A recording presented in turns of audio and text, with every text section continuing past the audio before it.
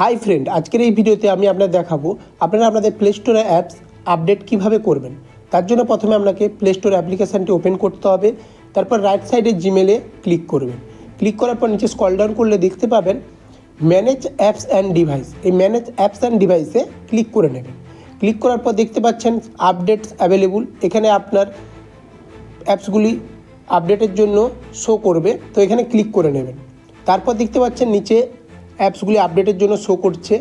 আপনি চাইলে এখানে আপডেট অল করে সমস্ত অ্যাপসগুলি আপডেট করতে পারেন, বা আপনি আপনার হিসেব মতো যে অ্যাপসগুলি আপডেট করতে চান সেগুলি সিলেক্ট করে নেবেন পার্টিকুলার, সেইগুলি সিলেক্ট করে আপনি আপডেট করতে পারেন।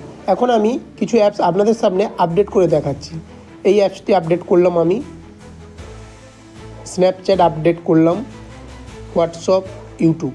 দেখতে পাচ্ছেন এখানে এগুলি আপডেটের জন্য এখানে চলে এসছে এবং আপডেট অলরেডি হচ্ছে। এমন করে বন্ধুরা আপনি চাইলে একসঙ্গে সব আপডেট করতে পারেন, বা আপনার ইচ্ছে মতো অ্যাপসগুলি সিলেক্ট করে আপডেট করতে পারেন।